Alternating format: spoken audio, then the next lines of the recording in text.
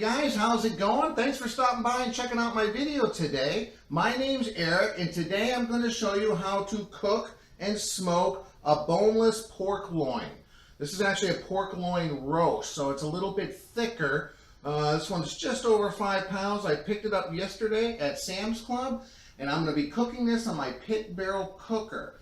Now, I've made a couple pork loins before, and I'll leave links to those videos below. One I just cooked in my smoke hollow smoker for around 2 or 3 hours at around 225 degrees. One I cured for 14 days in a curing solution, and it turned the pork into a wonderful smoky kind of ham-like consistency. And I served that with whiskey orange glaze, and that came out delicious. Actually, my mom's favorite thing I've ever made on the smoker. But this time I'm going to do it different. I got a pit barrel cooker around 2 months ago, and I've just been having fun trying all different kinds of things in it. It gets a little getting used to because it cooks at a little bit higher temperature. So I'm not quite sure how long this is going to take. On the low end, maybe it'll be ready as quick as an hour, maybe to an hour and a half, 2 hours tops, I'm figuring. I really don't know, but I'm going to have a thermometer inside at the thickest part in the middle. We're going for a temperature of 145 degrees, and I'm going to be smoking it with a little bit of hickory wood chips and apple wood chips, and I'm going to be hanging them on the hooks, which is traditional. I think I might double hook this one just because it is pretty heavy. It's 5 pounds, and I don't know if one hook's going to be able to hold that weight for that long of a time, so I think I'll put one on each end. Real basic. I'm going to rub it down with some olive oil. I'm going to be applying the Weber honey garlic rub, which is my wife's favorite.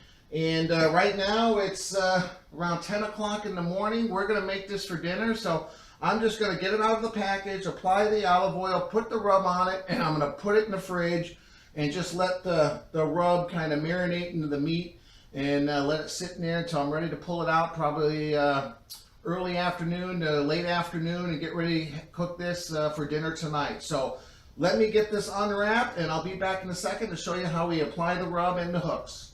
So what I did is take it out of the package, I rinsed it with cold water and dried it off with a paper towel.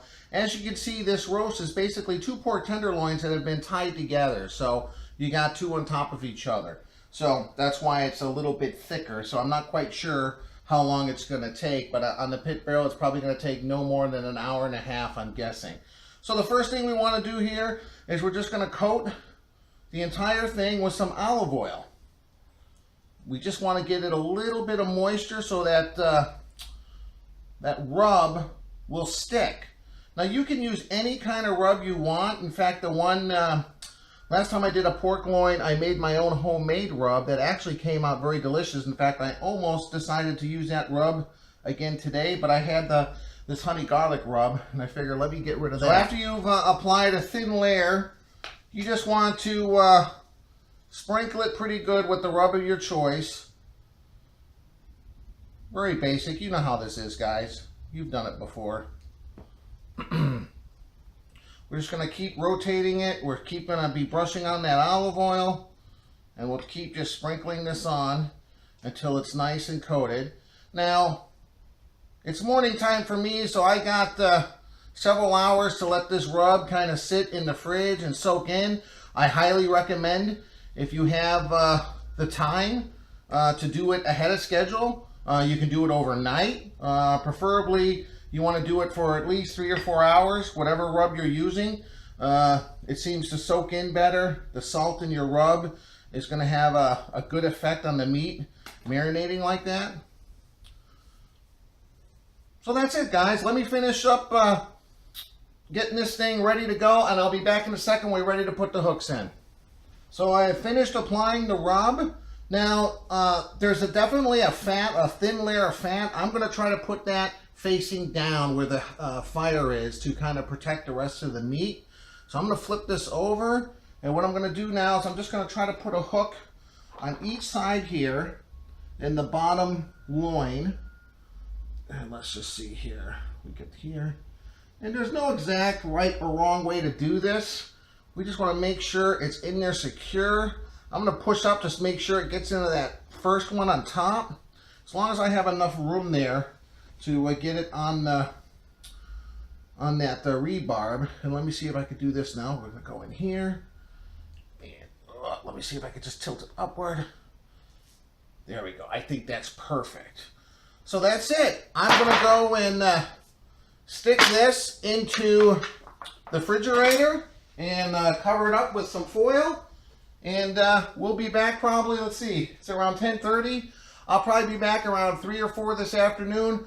Pull this out, let it sit on the shelf here on the counter and come to room temperature when I get that pit barrel warmed up and ready to go. And we'll be back in a little bit, and I'll show you how we continue to cook this and have some delicious pork tenderloin tonight for dinner. See you back in a few hours, guys. All right, I just put it on the pit barrel. It's up to temperature. Great hook placement there, kind of having the fat side down, drip down, hopefully get some nice flavorful flare up and some juices in that smoke. I did sprinkle some hickory and apple wood chips in there. So, man, it's going to be beautiful. I put a temperature gauge in the side. We're going for 145. I really don't know how long that's going to take. If it was a single tenderloin, I'd say 45 minutes to an hour. But since we have two that are kind of strung together, might take a little longer, obviously, maybe an hour and a half to 2 hours. But that's why I'll cook it to temperature, not to time. So, there you go. Man, it smells great. I'm going to put the lid on here. We're going to monitor it from inside. In the meantime, I'm going to have a beer. We'll see you in a little bit, guys. All right, we'll start in 3, 2, 1, go. All right, guys, while I'm waiting for that pork to cook, I'm going to enjoy a beer. This is Beck's, famous German beer. But as you notice, it says originated in Bremen, Germany, not made in. This company got bought out by Anheuser-Busch, and now they're making it in St. Louis, Missouri. So I thought I'd give it a shot. I just poured this bottle into this glass here. I was at Sam's Club looking for different beers. They have this selling for around $16 a case, which comes out to around 65, 66 cents a beer, which is extremely inexpensive. So now you're talking in the same range as Miller or Coors or something like that. So I thought, well, hey, even though they make it in the USA, they're supposedly making it by the German formula. So, cheers, guys. Thanks for watching my video. Doesn't smell like anything. It smells like domestic beer, if you ask me. You know what? It's not bad. I would prefer to drink this over Budweiser, or over Coors, or over Miller. It's got a little bit more of a hoppy taste. Just, I mean, ever so slightly, but I mean that's all you need. It tastes more like a authentic beer to me. It's 5% alcohol, like most inexpensive domestic beers. But you know what? For 16 bucks a case, it's pretty good, I have to admit. Hey guys, thanks for watching my video. It smells absolutely delicious. I don't know how long this is taking. Let's see. My pit barrel is right now at 319 degrees. And the pork is reading at 127. So I have it set at 145. Again, I don't know how long, but we'll be back shortly. In the meantime, I'm going to enjoy this beer, man. Here we go, freshly sliced. Man, absolutely delicious.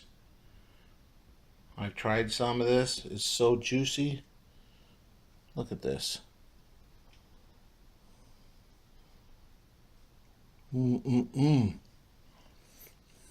Just a little slight smoke ring on there, but man, so much flavor. You can definitely taste the charcoal. Man, I'm going to enjoy this tonight for sure. Well, guys, thanks for watching. Try this recipe. It's super easy. Absolutely delicious. If you like what you see, like the video. And please subscribe to my channel. Check out some of my other videos, including some other food I've cooked on a pit barrel cooker. I hope to see you next time. Thanks for stopping by, and we'll see you next time. Bye.